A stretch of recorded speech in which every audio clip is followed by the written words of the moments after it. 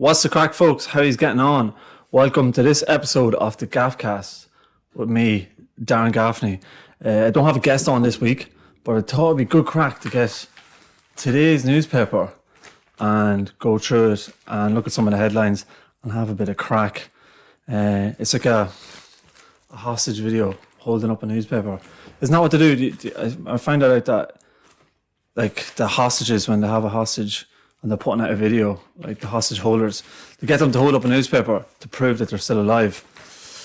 But in today's world with AI, I don't know if that would be as reliable anymore.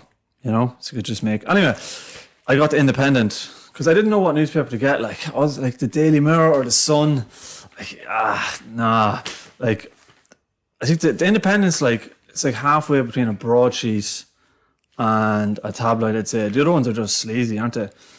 Just full of shite. But Independent seems like a mid-road between like them and the Irish Times. I don't know, I'm starting off the podcast with a load of newspaper chat. I haven't bought a newspaper in years. I went through a period when I was in college, like I studied a bit of politics. I used to love buying a newspaper. I used to go down to Tesco and I used to get jam donuts and a newspaper. But I overdid it on the jam donuts and never went back on them. On the newspaper as well, I kind of quit doing that because I just got sick of politics and all that and news. There's just a lot of bad news, isn't it, and stuff these days. So I just kind of stopped paying attention. I don't even really watch the news anymore. But anyway, for this podcast, we'll go through the newspaper and have a bit of crack. So we will. But yeah, a lot happening in the world these days. One thing before I started off is I noticed, and I wrote it down on a sheet of paper because I'm using my phone to record the podcast. But do you ever notice like what I don't trust, or I don't like, is like new hipster burger joints, places. You know, I don't like them at all. I just don't trust them. You know, because you go in there and they're like, oh, we're vibey and we're so hip. And like, you know, like the lights dangling from the ceilings and like the stools with no back on them, which is really annoying. And then it's like, oh yeah, hey man, what's up? What do you want? And like, you're like, oh, the burgers are like €20 or something. It's like, lad. And it's usually shite as well. The food's usually shite. It's not, well, it is usually, it doesn't live up to the hype, like. And then them coffee places as well that are all like, oh, hip, man. And you're like, oh, it feels like real vibey, but like, it's just way overpriced and not that great. Like, I'd take a Greasy Spoon cafe over them, you know, with proper grub. That's what I'm talking about. And then in the burger place as well, because I was in one the other day. I'm not going to name it. No, it doesn't really matter. It's probably going to get closed down. But, like, you ever notice the burgers are always called, and like I've seen a TikTok on it as well, like the way they call the burgers and stuff, like they'd be just like real, like, what's the word? Like, sexual, like, kind of names for the burgers and raunchy. Like, what is that about? Like, some of the burger names in this spot, Bucky Bastard. Like, a Bucky Bastard burger. Crazy for cock. Okay? Do you know, that's not like your auntie at home there. No, but like crazy for cock. Slutty loaded fries. Slutty. Why do you want your fries to be slutty and loaded? Like, it is very funny. Or horny honey heat. Horny honey heat burger. Can I have a horny honey heat burger? A quickie. That's the name of a burger as well there. A quickie, which is it's a beef burger. Smash me daddy. Smash me daddy burger. Can I have a smash me daddy? I'd say the waiter has some crack when he goes up and like he's taking orders and someone's like, oh, can I have a smash me daddy, please? It'd be good crack to be a waiter there, wouldn't it? Everyone ordering them orders. And you see that with like shots as well, don't you? I remember I was in McGowan's in Philipsburg before, and like some of the shots are just like outrageous names, like blowjob. Like, can I have a blowjob then when you're ordering? Like, it's kind of funny. To be fair, it is funny. In the shot scenario, it's funny. But the burgers, like usually, and then like, you usually call them burger spots though. I don't trust them. Like, usually they call it shit like that as well, names like that. But like, you know, when you go in there and you're like, oh, this is very fancy and it's kind of hip, but then they just absolutely rob you. And it's like under par. That's what I think anyway. Slutty loaded fries. Give us an old smash me daddy there. Anyway, I had to write that down because I actually had it written on my notes on my phone. And I was like, oh, I'll just write it down a sheet of paper because I'm using the phone to record the podcast. So yeah, I just wrote it down. But anyway, that's what I think. And then them coffee spots as well. Like just like if you're paying a fiver for a coffee, you expect it to be good. And then sometimes you get them. And I went to a fancy one down here in Fisborough. It's like well renowned. And I got a coffee and it was a fiver. And it was actually the worst coffee I've ever had. And I sound like I'm being sour, but actually I wouldn't even be that picky, to be honest now. I'd eat most things and drink most things without complaining. But you know when you pay a lot for a coffee, you know when you get that coffee, right? You get a coffee and it has that like tangy taste, that aftertaste. That's so annoying. That grinds my gears. Especially when you pay a load for it. Especially when you pay a fiver. Because there's another spot down the road here from where I'm living, on the Fisborough up here around this area. And it's only like $3.80 for a coffee and their class. So I don't know why. I remember asking the barista before, like, what's the story? Why does it have that tangy taste? And they were like, oh, something got to do with burn the bean? Is it burning the bean or not cleaning it, not cleaning it out properly? But that fancy spot did me dirty. I got a €5 coffee, and I didn't hand it back. I just didn't have it in me, but I probably should have. Like, you know, I in them situations, unless it's like really bad or I'm paying a lot of money, will I hand it back? But in that situation, I didn't. But I did think about it though. But like when you pay a fiver for a coffee, I'll just drink it. So next time I will go back. If that happens to me again, I actually will go back with it. To be fair, yeah, it was just annoying, you know. But anyway, oof, I spilled a bit of tea there. The newspaper. What is on the newspaper? I actually haven't even looked at this yet. I just stopped in the shop and got it. And while I was buying it, I was like, oh, people are like, look at that guy. I thought people would be judging me buying a newspaper, you know. Look at that lad buying a newspaper. What is he at? But I was like, oh, which one will I get? And I was looking at them all, and the Sun and that just looks like, oh, it's awful. Like, and obviously, if you're a Liverpool fan, you can't be buying the Sun. But like, just I got the Independent anyway. So here we are. What's the first headline? Stricter social media checks for teens on the way rather than ban. A social media ban for children up to age 13 and safety checks for those up to 16 are now being considered by EU officials as they grapple with the thorny issue. In an interview with the Irish Independent, EU Commissioner Michael McGrath said a ban up to a certain age is one option being looked at. While it has not been decided yet, it is understood that an outright ban could be imposed on children up to 13. I would probably be in favour of that, a stricter social media ban on on teens on the way. Because like when I was in school, Snapchat and that was just kicking off. Like when I was in secondary school and all that, like I didn't have any. There was no smartphones when I was in primary school. Like, but then when secondary school, it started kind of kicking off. And God help the children, with that crack on the go now. Do you know what I mean? Like, as if enough bullying and that goes on in school without that having social media as well on top. Like, we had Bebo and that for a tiny bit when I was like, even, I don't know, probably like primary school Bebo was around. But that was really it, like. And then MSN Messenger started kicking off. But like, imagine like Snapchat and Instagram now, like in school and stuff. And TikTok as well. Yeah, you could get like just cyber bullying through the roof, I'd say. So I actually agree with that ban, to be fair.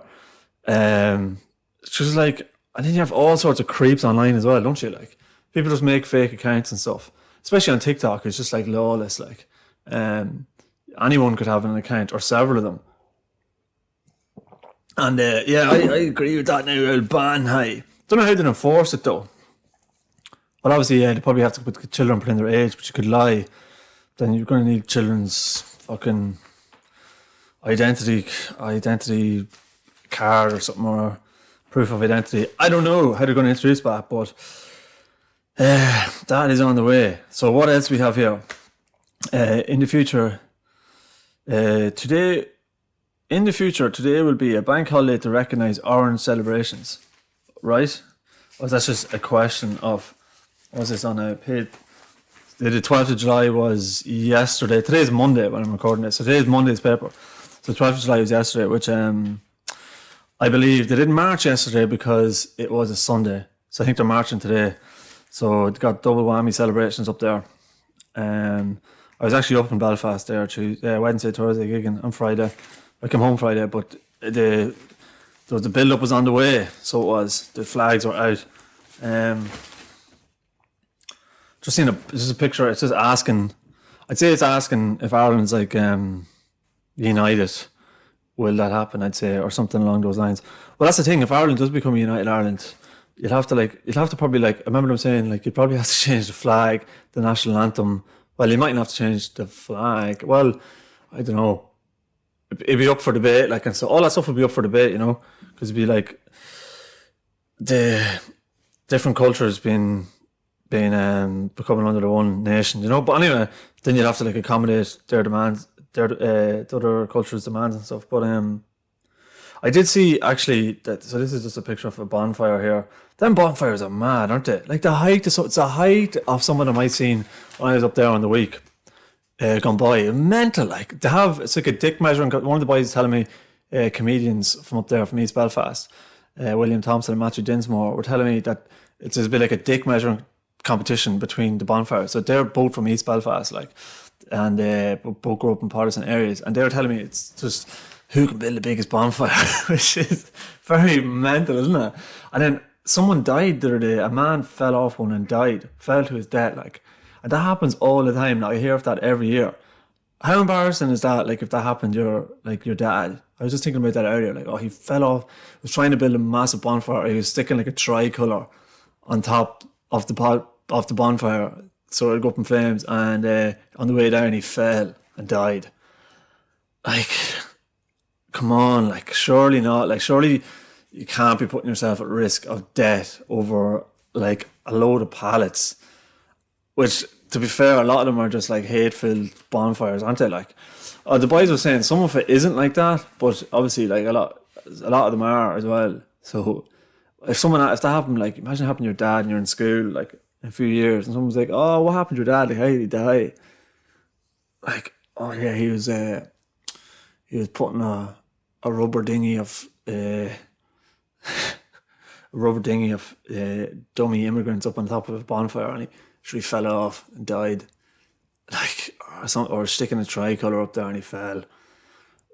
I just lied, to be honest. That is, I just be I got kicked in the head by a donkey while trying to wank it off or something. That's less embarrassing, because oh man, that is shocking. What else do we have in this newspaper? Yeah, anyway, the marches are going on today. Mad enough, isn't it? The marches. I only seen the other day as well. They have a lad at the front of the marches who, oh my God, I'd Google it here if I had my phone. The lad who goes around and he spins a little baton around, and there's a title on that job. I did not know that was in the parade. So he leads the parade, and he's super skilled. It's fucking hilarious. And then you have the flutes as well. The stuff about okay, that's boring. Loud got bet in the football, so the poor Loud got bet by Loud. Hey, got bet by Mayo.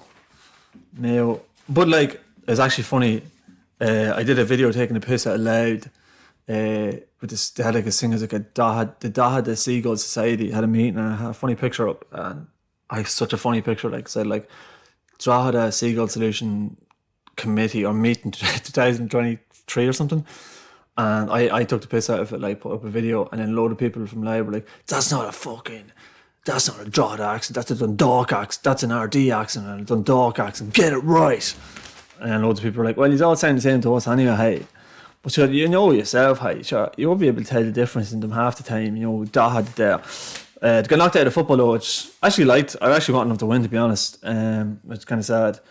Here's a headline here. Insurers refuse to cover e-scooters as calls for crackdown grow over injuries.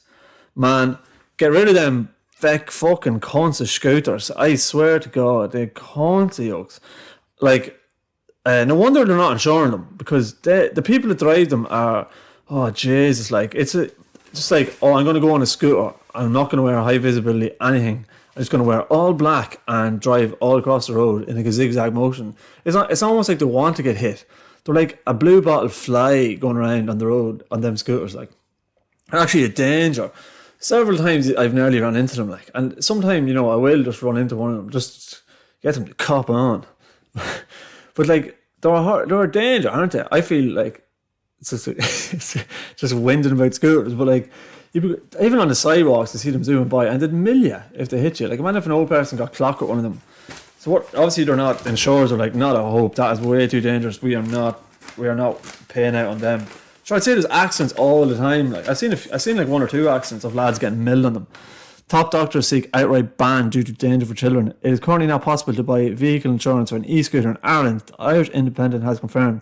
The news confirmed after the government pledged move to address the escalated number of accidents involving overpowered versions of the devices, including possibly requiring tax, insurance, and registration. Some of them are fairly powerful, like, aren't they? Like, they're just fucking like a motorbike coming down on the thing, and then there's them bikes as well. I'm half electric, half like manually powered, like with your legs, or whatever. Bikes that come around, they'd be going fair speed as well. So you got to watch out there. And these scooters, people who drive them never have a helmet on, and not fond of stopping at an old traffic light, or wearing any sort of reflective material at all. I ain't going to dress. Here, Mom, I'm going to go out on my e-scooter there. I'm going to wear all black. It's nighttime. Sure, it'll be grand. So yeah, they're looking at the insurers refusing to cover them. Yeah. I remember I did an Erasmus in Warsaw, and the city was just absolutely. This was a good few years ago. This was before they came here, and they were like the lime ones, and they were everywhere. But I actually didn't find them as annoying over there. Like, I was just thinking in Dublin anyway. Jesus, they're very annoying. I didn't find them that annoying over there, but I also think they might have put a slight ban on them or something. They did. The ones that we have here now aren't company ones, so maybe they put a ban on. I thought they put a ban on the scooters here actually, and then I couldn't understand why they were all around. But they obviously don't. They put a ban on the company ones, like Lime scooters and that. I presume. Like, I'll have to look that up. Now, people obviously just like have personal use for them, because the ones that used to take and then drop around the city, like the bikes, is it Lime bikes or whatever bikes they are, you just drop them off, get the app. So they obviously banned them in scooter form, I think, anyway. But here's actually another headline underneath that I actually seen a video of. Bison throws grandfather several feet into the air. I don't know if any of you have seen that video. If you didn't, look it up. It's mental. Like, this, I don't know why I'm laughing, actually. It's actually bad. It must have been in America somewhere. I was in Yellowstone National Park.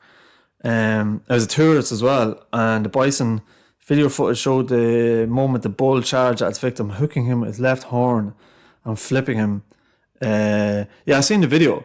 So your man was like walking around the tree, and he was with someone else, and then this bison was just like eating grass there, and they were just kind of looking at it or whatever, and then the bison just kind of picked up a bit of pace, and then picked up a considerable amount of pace, and absolutely milled your man and flew him up in the air. Your man went flying up in the air.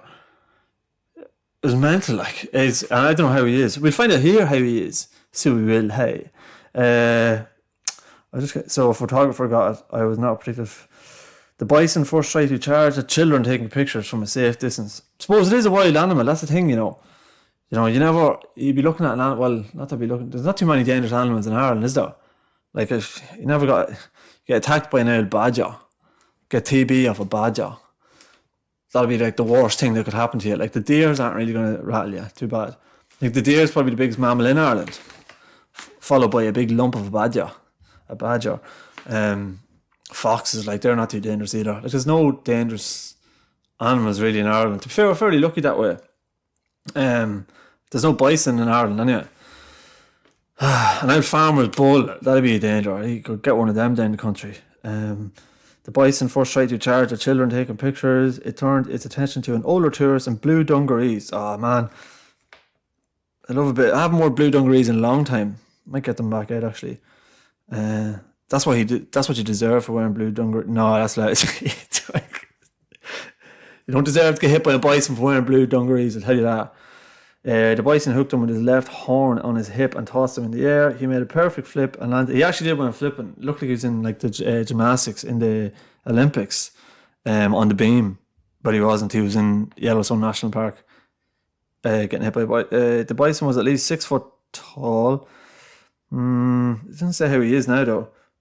It is the second incident with bison this year in Yellowstone, with the 2.2 million acre national park in Wyoming in June. A 12-year-old was injured north of Fishing Bridge.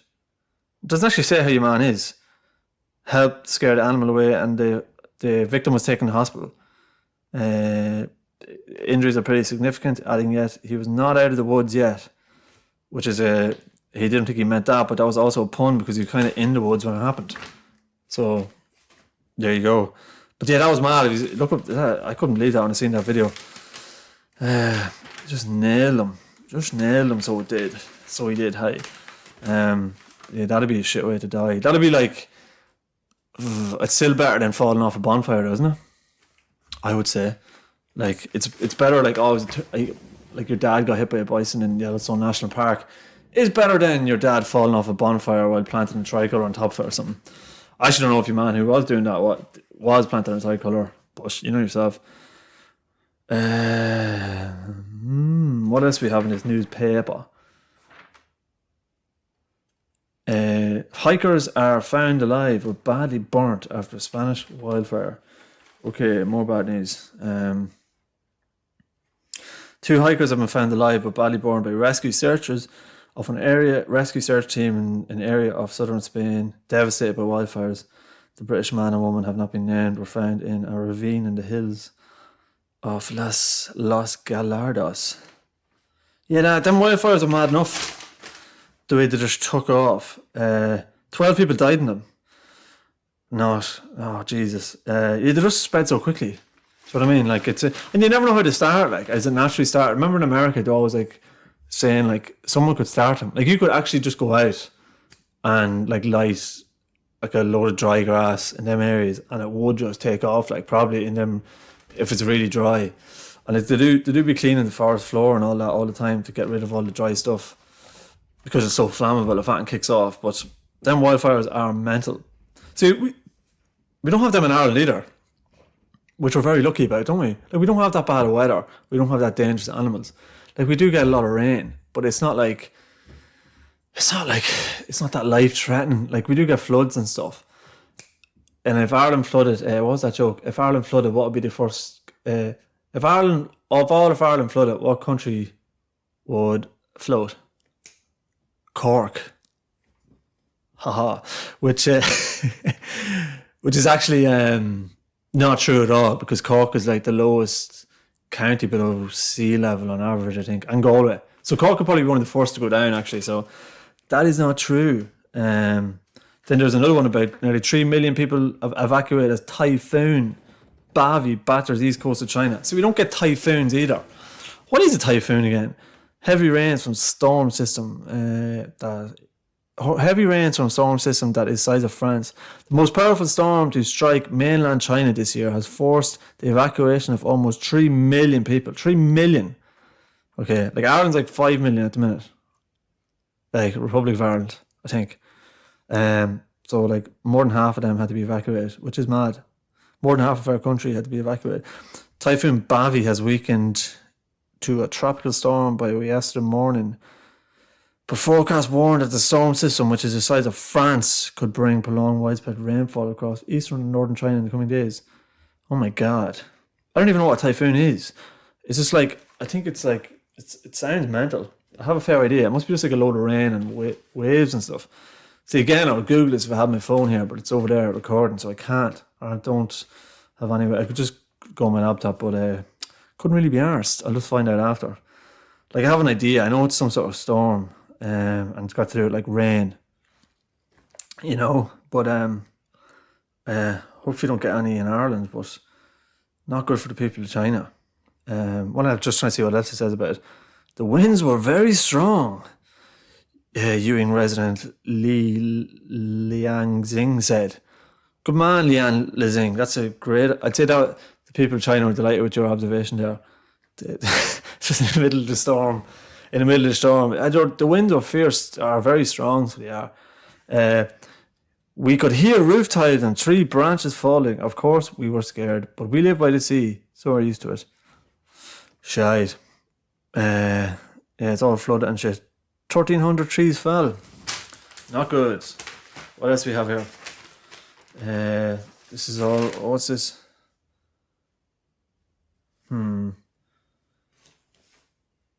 Wine. Okay, what is this? This is world news as well. Whittycombe suspect drove 500 kilometers to her home with stick. Police not looking for anyone else after arrest of 28-year-old man. A man suspected of murdering British politician Anne Whittycombe is believed to have driven nearly 500 kilometers to her home in South East England with a wooden stick on the morning of her death. Here. This is more bad news. The former Tory minister who defeated the Brexit Party in 2019 before later joining Reform was found dead at her bungalow in Devon. Why was he driving there with a stick? She was killed 24 hours earlier and arrested 28-year-old man leaving. Why was he going there with a stick if she's already dead? Or like, what is the crack there? Neighbours said they saw him putting some kind of wooden stick into the passenger side of a red car. Okay, this story is mental. So there was threats against her life. So yeah, that is not good. The thing about being a politician, I would not like to be a politician. You know, like that job is like, it's thankless, isn't it? Like you might get an alright bit of money, but like, I think like, what was it, like 100 grand or something, or some of them are getting like the junior ministers or maybe a bit more. I'd fucking want it. I'd want more, hey. Dealing with all that abuse and like, you get non-stop abuse. Like I know some politicians are mongs and they are corrupt. Some of them are actually not. You know, like some of them actually are trying to do trying to do good stuff. Like they still just get dogged abuse. Like there's no winner in that job. You know, it's not like I'm a politician apologist, but like I just would not like that job because your whole private life is invaded as well. You can't just. It's hard to do anything right because people like often like what you call it. Don't people like simplify a lot of things nowadays? Like it's like it's so easy to fix X, Y, or Z problem, but then it's usually not. It's usually way more complicated than that, and people don't have time for that. There's no time for like nuance. Everyone just wants like a very easy, quick, fast answer, which is like what Trump gives, isn't it? He says everything is like he mightn't actually fix any of the stuff he's on about, but when he's talking about fixing it, he gives like a very simplified, like, oh sure, it's all the Mexicans or it's all the blah blah blah whatever, and it's usually not. It's usually a lot of stuff. Anyway, it's usually a lot more complicated than people would like to admit or stuff like that. What else we have here? Partner snowball tried Jordan. Oh, country road. Petrol and diesel prices set to rise again as they have begun to fall. Fuck! That's terrible. The price of diesel and the price of petrol has already gone through the roof. Hey, now it's going up again. The price of petrol. How would you be well at the price of petrol? So, to be fair, I didn't think them protests would do much a few weeks ago or months ago. And they actually did. Like the price of the fuel come down. And to be honest, I don't even know what they did to bring it down. Like I don't know what the government did or anything. Did they bring in some sort of reduction to the taxes and stuff, and that was on it? I actually don't know, but it did come down because it's like now it was like around 170 a litre around that now. Well, that's diesel, innit? I have a diesel yoke, so I do. But it was like over €2 before, which was scandalous. But now it's coming down. So motorists have seen a big drop in fuel prices at the pumps, but there are fears that much of the gain of the last few weeks will be wiped out due to renewed attacks by the US and Iran in the Gulf. Brilliant. A fuel retailer representative said renewed fighting in the Middle East meant the government may have to reconsider its plan to gradually restore the full excise duty on petrol and diesel from the autumn. Also, they must have took that excise duty away. Already this week, wholesale petrol and diesel prices have gone up by 10%, which is expected to pass on to motorists. Fuck's sake. Would you be better off getting an electric yoke, would you? Says you. But sure, them electric yokes, you'd wonder too, like, sure, they reckon sure, I haven't really looked into it, but I don't know if you get much mileage out of them. And they're hardly that great for the environment either, are they? At the minute, anyway, like, to make them lithium batteries, don't they have, like, the lithium mines and that in Africa, just, like, ruining areas. Well, that's what, maybe I have to look into it a bit more, but then maybe down the line, electric vehicles will become more sustainable, environmentally friendly as well. I don't know. Sure. Look here. Anyway, more about the price of fuel. Would you be better off going down the north and smuggling a bit across? So that's what it's all about, you know. It's not good crack if the price of diesel and petrol goes up. If it goes up here and up the north, because you know, it's good crack. It's good crack, isn't it? Like I grew up in Cavan, and that's what I've never done it now, but that's what people people live for, smuggling diesel and petrol across the border. It wouldn't be something that I would ever partake in. You know, just if anyone from the fuel from the customs listening in, but yeah, people will be going down to get their kerosene and their petrol and diesel. I know, like, there's like spots just outside Ballyconn where people do go in Cavan, down in like Sean Quentin country, if you could still call it that. But yeah, that's what the crack's all about. But if it's the same price up there, sure, it's no crack, isn't it? Not. That's bring back smuggling. It's a bit of crack, smuggling in the night. I remember hearing a funny story years ago, about people smuggling. Smuggling used to be really big back in the day, especially around the Troubles and that. And the UK, like up the north, the economy used to be better, didn't it? Like than down here, until like we kind of joined the EU and stuff. And now like the economy up there is a bit like it's not doing what, it's not great. Like, you know, it's more of like it's a bit of a black hole, like economically, like. But anyway, what was I going to say? So a lad from Cavan or something was smuggling pigs across the border from the north, and he was stopped on the border by the customs and the police, and they obviously knew well or whatever. They knew the crack with your man, and he had 8 pigs in the back, and the policeman went around the back at the trailer and like investigating the crack, and he comes back to your man, the farmer, in the front of the Jeep, and he goes, "Oh, them pigs have a northern squeal,"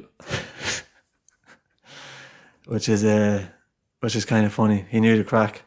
Them pigs have a northern squeal, so they do, and he let him go. So he knew the story. He knew the crack that was going on, so he did. See, man was bringing big pigs across the border. What else we have here? Oh man, the 12th of July celebrations was like, I don't know, so you can see that there, like the whole the fires. I heard that up there, like the light, some of the bonfires that like actually damaged their own areas, like, which is mental. So someone said, "I've lost everything. 2 homes gutted after being set alight by bonfire embers." Yeah, like this happens every year as well. It's mental. So firefighters at the scene of a blaze in Knockley Walk in Green Island, Carrickfergus, County Antrim, below David Hannon. His home was destroyed and his daughter's home was also gutted. Yeah, like, so they light these massive bonfires, and some of them are really close to like their houses, like, and they still don't give a shit. It's like mad. County Antrim man has told how he lost everything after the home he has lived in for 50 years was destroyed in a fire near a 12th of July bonfire. Jesus Christ, that's a terror. 45 firefighters on the scene, like, and this is every year, and then every year someone falls off as well and dies. Mental stuff. How raging would you be if your house got destroyed over that? Like, you just like, no, that's your house. Like, that's where you like your the man's house is actually gone. It's gone.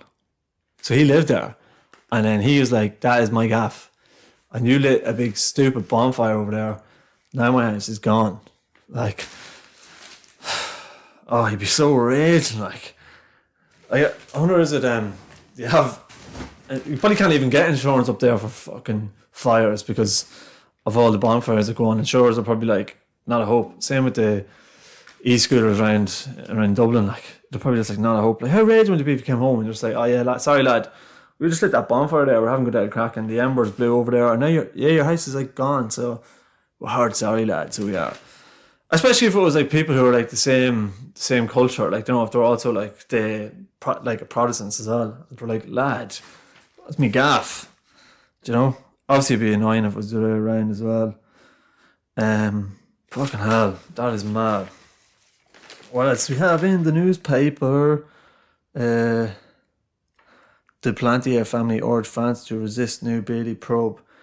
Gardaí continuing investigation after DNA test found to be inconclusive.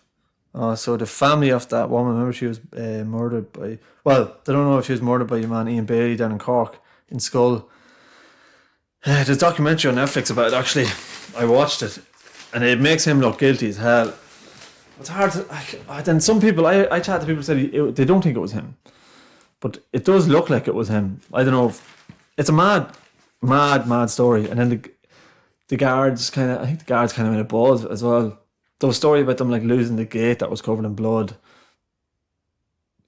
Which is, how do you lose a gate? Like, but then I don't know. Someone came out and said they didn't lose a gate at all. I don't know. Then someone said it could have been a guard that did it. And that would add up, because then they made a buzz. So apparently the guards came on the scene and just drove in on the scene, like, so drove the car in on top of the whole lot. And they did like a load of stupid shit. Like, could you imagine rural Irish guards back then? Like, what year did it happen? 1996 it did. I thought it was longer. So imagine like the guards, how like clueless to be dealing with a murder, like, do you know, like compared to like, do you know, like a CSI scene or something. A CSI Ireland, just a little Fiesta Garda car, like they used to drive back in the day. Like Brendan Gleeson had in the car, just driving in on the scene, probably hitting the body as well. And just tyre marks all over the blood. Is that gate there covered in blood? Oh yeah, that'll be evidence. Take that off there and throw it in the boot of the car. So, Donny, did you see that gate, did you? Oh jeez, I don't know where I left the gate, hey. Like, it's not a set of car keys, is it, a gate? Like, how do you lose a gate? A gate covered in blood. You hardly seen that gate there. I say a prayer to St. Anthony for that gate. And they lost other stuff as well. They made a balls of a lot of it anyway. But what's going on here? The family of murdered victim Sophie Duplantier have written to the French Justice Minister over claims made in Ireland of a miscarriage of justice. Englishman Ian Bailey was found guilty of the 96 murder in Cork by a 3-judge court in Paris. In his absence, it sat in his absence in 2019 because extradition from Ireland had been refused.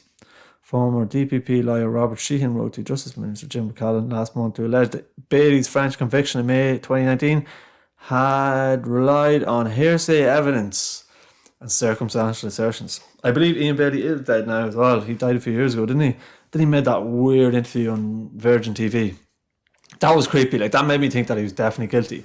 Because if you weren't guilty at all, like, why would you want to be associated with it at all? Do you get me? So he actually went on like Virgin TV and did a big interview, and he just seemed really like weird in it. He obviously is a weird fella. Was a weird fella. But he just seemed to relish in it a lot. I don't know. It's weird. And then he hit his own wife as well. So it doesn't look good for him.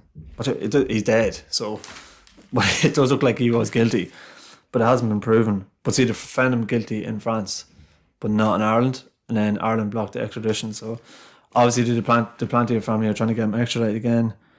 The arguments now being put forward rest essentially on inferences drawn from the absence to date of any public disclosure concerning forensic investigations underway in Ireland. Notably, this is unknown. That no precise DNA match has been obtained. No conclusive results. So they're saying the evidence is all hearsay. Bailey reported in the Irish Sunday Tribune 1997, less than 3 weeks after the murder, about fibres obtained from the victim's body. Paris match reporter Caroline Mange said in her statement that year, I asked him how he could have written in one of his articles that there was non-organic material under Sophie's. 6 named witnesses established Ian Bailey was seen bearing significant scratches on his forearms and the backs of his hands. Yeah, I remember seeing that before. Like, it probably, obviously, like, it's a mad case. Like, the documentary is mad. Mr. Gazoo said we fully support the investigations currently being conducted by the Irish authorities. Any serious scientific advance should be welcomed with impartiality and rigour. So Ireland's obviously investigating to see if there's enough evidence to agree with the French to extradite him, which would be mad. Well, he's dead now, so they can't actually extradite him, but obviously he'd be found guilty then. If they find evidence as well to match up. Yeah, that is a lot of bad news in the newspaper.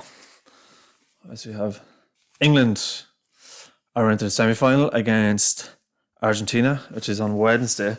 So yeah, let's hope they don't win that. That'd be very annoying. It's like, I didn't mind them playing at the beginning, but then you do see as the further they get on in the competition, they just get more annoying, don't they? It's funny, like everyone just wants them to lose. It's the pundits and that just become insufferable. Because you're thinking like, obviously like the history as well, but like everyone in Ireland supports the Premier League, so, and like Scotland as well, like a lot of them would support like Premier League teams, but you think they'd want them to win, but England are so annoying that nobody does. Yeah. The competition now is just going weird, isn't it? But like, I've been watching the World Cup and some of the decisions and that, it's kind of annoying because it's been such a class World Cup. See the other day in the England game, the ball hit the cable. They were calling it the cable of God. So like the goalie kicked the kick out and went up in the air and hit the cable way up in the air that was attached to the camera above the stadium, like just across the stadium. Came down, dropped to Gordon, I think, and then he went down and crossed it in, and Bellingham scored. I think it was Gordon. And it never got called back, and it's supposed to be a sensor on the ball, and it never picked that up, but it picked it up when it touched your man's hair for Croatia the other day. So that's like annoying. It's just like inconsistent. And a few other decisions as well.